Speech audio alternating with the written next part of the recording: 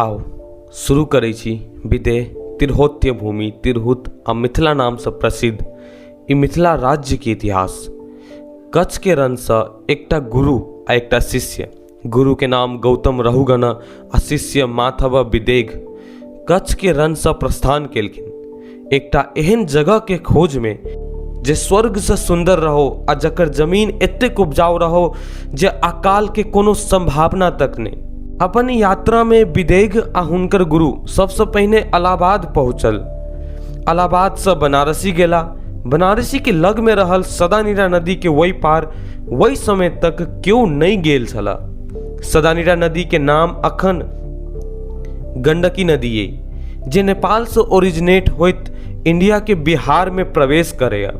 बस यही गंडकी नदी पार कक माधव विदेह एलखिन आई सुंदर धाम के नाम परल विदेह राज्य।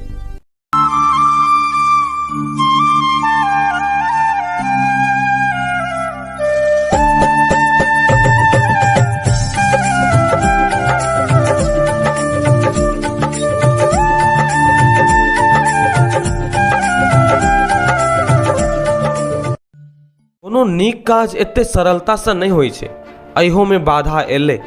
ई नदी पार करे से पहले बनारस के लोग सब हिनका रोकने छलखिन, ई कही क जे नदी के वही साइड जे केओ जेते से विलुप्त भ जेते, से मर जेते, इंग्लिश में डीजेनरेट भ जेते। ई बात सब कह के पाछा बनारस के लोग सब के एकटा मानसिकता छले ताकि दोसर कोनो कम्युनिटी एतऽ बसोबास नहीं कर सको।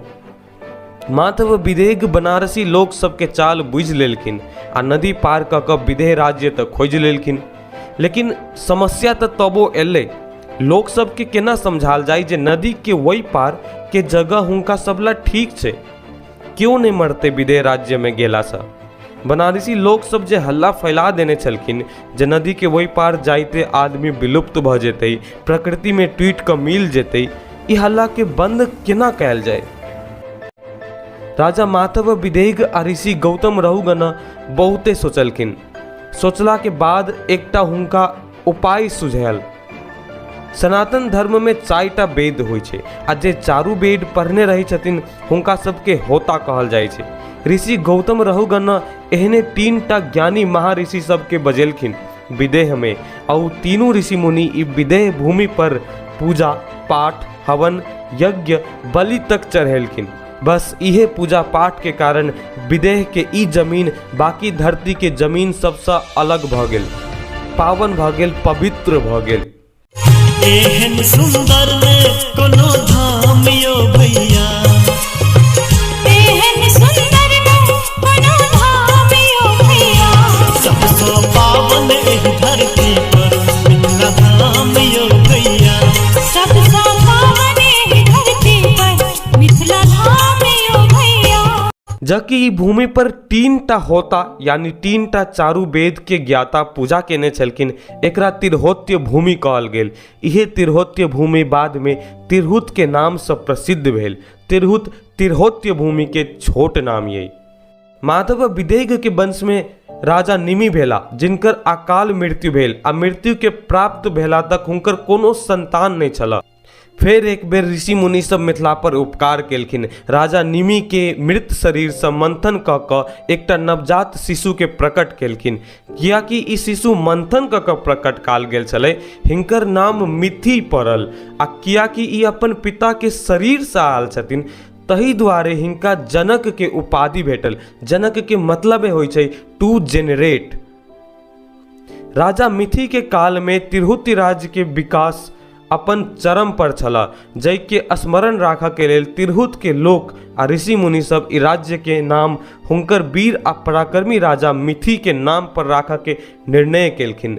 तै के बाद तिरहुत राज्य के नाम मिथिला राज्य सेहो भ गेल। स्वर्ग सँ सुंदर मिथिला धाम, मांडन आयच राजा जनक के गाम। स्वर्ग सँ सुंदर मिथिला धाम, मांडन आयच राजा जनक के गाम। राजा मिथि के समय से जतेक राजा सब मिथिला पर राज केलखिन सबके जनक के उपाधि भेटल। राजा मिथिये के वंशज राजा सिरध्वज जनक छलखिन, जिनकर समय में मिथिला में अकाल पड़ल एकटा श्राप सँ, आ राजा जनक अपने से सोना के हल लऽ कऽ धरती माँ के प्रसन्न कर निकलि गेलखिन, जै के परिणाम स्वरूप मिथिला के हुनकर मिथिला किशोरी राजकुमारी जनक दुलारी माँ सीता भेटलखिन।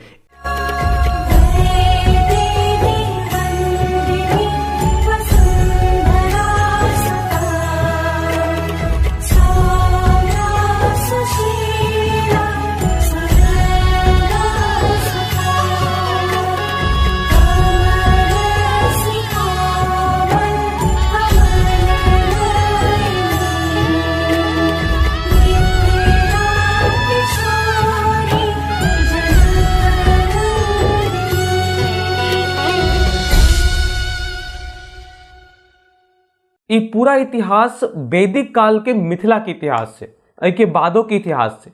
एहि के बाद के इतिहास जाने के तो कमेंट में लिख के बताब जे अहाँ के पार्ट 2 चाही।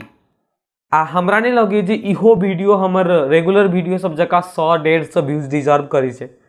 तो प्लीज रिक्वेस्ट करे छे जे अगर अहाँ से होई तो प्लीज वीडियो शेयर कर।